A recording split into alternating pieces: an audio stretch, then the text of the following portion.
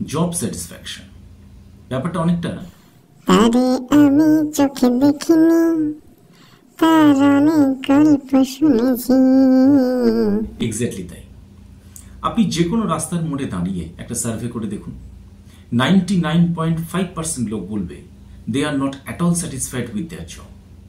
আর এই যে একটা ডিসস্যাটিসফ্যাকশন, এর খুব বড় কারণ হচ্ছে আননেসেসারি বসিং। সত্যি কথা বলতে কি, বসিং অনেক রকমের হয়। যেমন ধরুন ডোমেস্টিক বসিং, সোশ্যাল বসিং, পলিটিক্যাল বসিং, এমনকি এখনকার দিনে তো ইন্টারনেট বসিংও শোনা যাচ্ছে।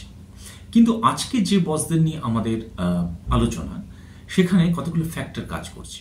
যেমন ধরুন ওয়ার্ক প্রেশার সামলাতে গিয়ে একটা মেন্টাল প্রেশার আসে। টার্গেট অ্যাচিভ না করতে পারলে চাকরি যাওয়ার সম্ভাবনা থাকে, এবং সে সঙ্গে বিভিন্ন অপমানজনক কথাবার্তা, এগুলো তো আছেই। আলটিমেটলি ডিপ্রেশন, সেখান থেকে একটা নার্ভাসনেস, এবং সবচেয়ে বড় কথা লস অফ কনফিডেন্স। আমি যত রকমের বস সারা জীবনে দেখেছি, তারা মূলত দু রকমের। একটা হচ্ছে অফেন্সিভ, একটা ডিফেন্সিভ। অফেন্সিভের ক্ষেত্রে যে কোনো কথা খুব রুডলি যাচ্ছে তাই করে বলে দেওয়া যায়, তাতে কোনো অসুবিধা হয় না। কিন্তু ডিফেন্সিভ বসরা আরও dangerous.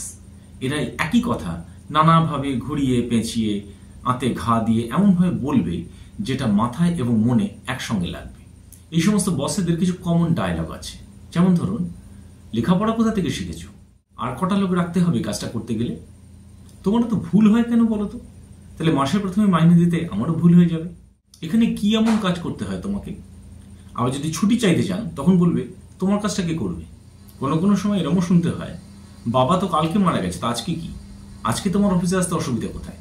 And lastly, the most important thing, না পোষালে ছেড়ে দাও, আরও 5 জন লাইন দিয়ে দাঁড়িয়ে আছে। অর্থাৎ সোজা কথায় প্রত্যেকটা অক্ষরে অক্ষরে বুঝিয়ে দেয়া যে তোমাকে মাইনে দিচ্ছি বলে তুমি খেতে পাচ্ছ, তোমাকে মাইনে দিচ্ছি তাই তুমি আমার কেনা গোলাম। একটা লোককে যত বেশি প্রেশারাইজ করা যাবে, তত তার থেকে কাজ আদায় করা যাবে। এই চূড়ান্ত আনসাইন্টিফিক মেথডটা কোন দেশে আবিষ্কৃত হয়েছিল, এটা আমার একটু জানতে ইচ্ছে করে। আমি বলছি না সব বসই সমান, কিন্তু ছবিটা মোরাললেস এরই কাছাকাছি। আসলে বসেদের সঙ্গে এমপ্লয়ের সম্পর্কটা অনেকটা ওই শাশুড়ি আর বৌমার মতো। অনেক ক্ষেত্রে দেখা যায় যে শাশুড়িরা তার শাশুড়ির কাছ থেকে যে সমস্ত প্রবলেমগুলো ফেস করে এসেছেন, অনেক ক্ষেত্রে তার বৌমাদের উপর সেগুলো চাপিয়ে দেওয়ার চেষ্টা করে। এই একই থিওরিটা এখানেও চলছে আর কি।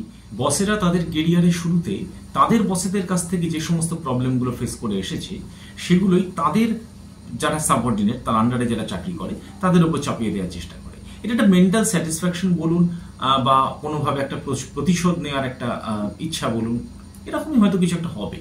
না হলে একই ট্র্যাডিশন সমানে চলেছে কেন? কিন্তু পৃথিবীর সব বসেদের প্রতি ভগবান শ্রীরামকৃষ্ণের একটা খুব সুন্দর প্র্যাকটিক্যাল স্টেটমেন্ট আছে, সেটা আজকে আপনাদের শোনাব। ঠাকুরের একজন ভক্ত ছিলেন, নাম Adhar Sen. By designation he was a deputy magistrate. এই অধর সেনকে ঠাকুর কি বলছেন দেখুন।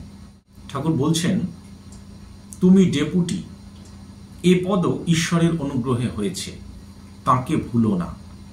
কিন্তু জেনো সকলের এক পথে যেতে হবে, এখানে দুদিনের জন্য। সংসার কর্মভূমি, এখানে কর্ম করতে আসা, যেমন দেশে বাড়ি কলকাতায় গিয়ে কর্ম করে। এটা সুন্দর এক্সাম্পল দিচ্ছি। এখানে একটা কথা মনে রাখতে হবে, ঠাকুর যখন এই কথাটা বলছেন, সে সময়টা 1883 সাল। মাত্র 26 বছর আগে সিপাহী বিদ্রোহ শেষ হয়েছে এবং ভারতবর্ষ সবে ব্রিটিশ রাজ শাসনাধীনে ঢুকেছে, এবং তখন কলকাতা ভারতবর্ষের রাজধানী। তাই সেই সময় একজন ডেপুটি ম্যাজিস্ট্রেট র্যাঙ্কের লোকের কি ধরনের পাওয়ার থাকতে পারে, সে সম্পর্কে আশা করি আপনারা অনেকেই আইডিয়া করতে পারছেন।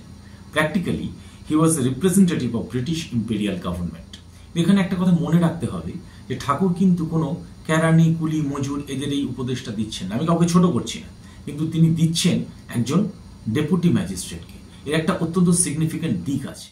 আমার কাছে ঠাকুরের এই বক্তব্যটা যত না উপদেশ বা পরামর্শ, তার থেকে অনেক বেশি ওয়ার্নিং। ঠাকুর বোধহয় এটাই বোঝাতে চেয়েছেন, অন্তত আমি যতটুকু বুঝেছি, যে তুমি যত বড় পদাধিকারী ব্যক্তি হও না কেন, যেদিন তুমি সে পথটা থেকে চলে যাবে বা তোমাকে যদি কেউ সরিয়ে দেয়, তখন কিন্তু তুমি ঠিক সেই লেভেলে নেমে আসবে যাদের উপর তুমি এতদিন বসিংটা করে এসেছো।